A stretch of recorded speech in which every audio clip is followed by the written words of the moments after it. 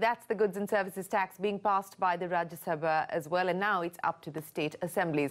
The other big story that we're tracking this evening, the Rajasthan government has imposed a 10% cow cess as a surcharge on stamp duty for protection and propagation of cows in the state. The surcharge will be applicable on non-judicial instruments. This means that those making rent agreements, mortgage papers and lease agreements in Rajasthan will have to pay a surcharge of 10% for the conservation of cows. Just last month, the Punjab government had also imposed a cess on items like automobiles and electricity in a few cities to protect cows. We're now joined by spokesperson of the Bharatiya Janata Party, Narendra Taneja. Mr. Taneja, thanks very much for joining us. You know, we were just talking about the goods and services tax, and the finance minister, when he was speaking in Parliament, arguing for why the GST is important, also talked about how the GST, in fact, does away or subsumes cesses. And now we're seeing a move towards, states like Rajasthan bringing in a cow cess. So how do you explain this one nation, one tax? And I understand that real estate is outside the ambit of the GST, but, aren't you adding layers of complications by bringing in cesses like this one? Well, not really. I mean, GST does mean that the states will lose their autonomy to take a few initiatives like this one in Rajasthan.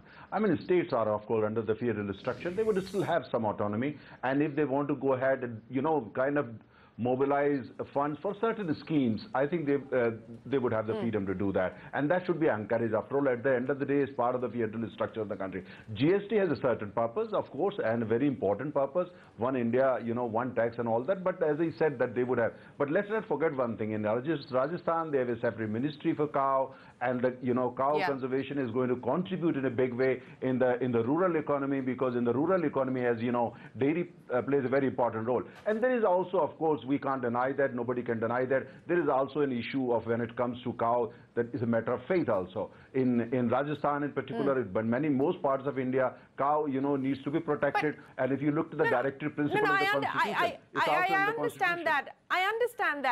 I understand that, Mr. Taneja, but if I could ask you then what this says about the priorities as far as the government is concerned, and let's just talk about specifically the government of Rajasthan.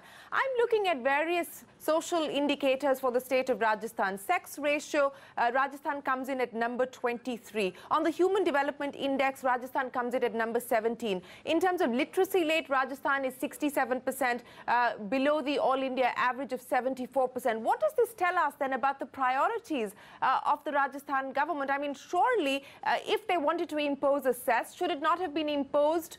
And no disrespect to cows, but should the government not be prioritizing some of these other issues over cow protection, for instance, when you're trying to raise revenue?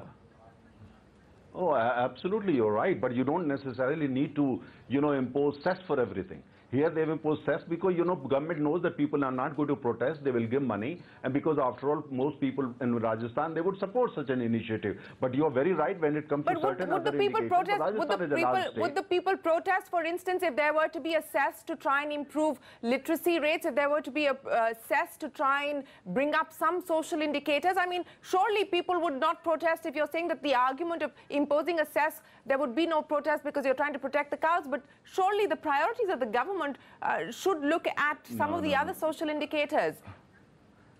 No, let me rephrase it then. People will support a cess on cow because of faith. We know that.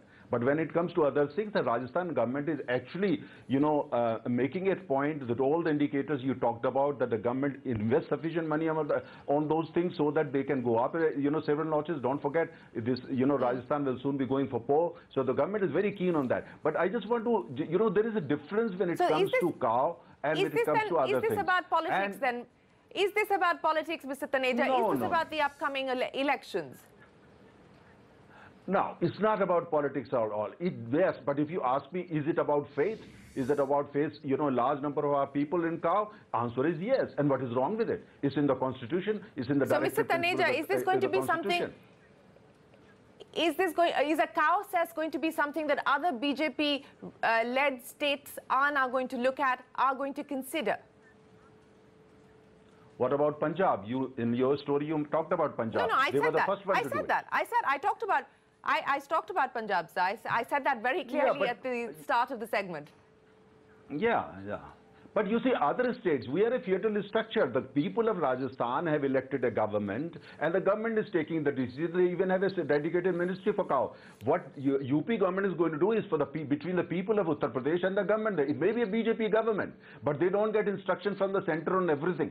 You know, they basically have a manifesto, and that is between the people of Uttar Pradesh, for that matter, in other states like Madhya Pradesh and so on and so forth. So I think, you know, we have to respect this thing, and we should be encouraging it, that these are autonomous governments. They take their own decision when it comes to mobilization of funds, revenue, you know, resources and all that. They're free to do that, and we should be encouraging it. That's what the federalism is all about. GST is strong, very important, but at the same time, these states are quite free to take their own decisions when it comes to such and we should actually be appreciating it.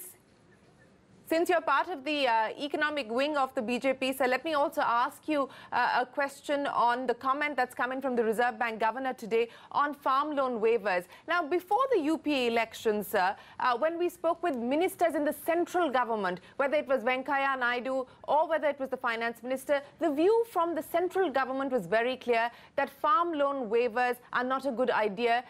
You know, it comes with a moral hazard. It probably leads to fiscal indiscipline, and that is something that now the Reserve Bank governor is also cautioning. And by the way, I also want to make it clear that it's not just about farm loan waivers. I think the issue of forbearance, whether it's NPAs with large corporates, etc., the issue of forbearance is one that we shouldn't take lightly at all.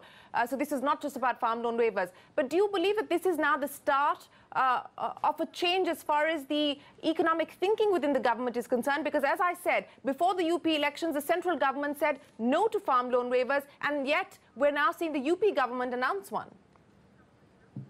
Well, we don't believe, as you know, in freebies. We don't believe in doles. You know that. BJP, as a matter of principle, does believe in these things. And as for an RBI governor, as an economist, I loved every word of what he said.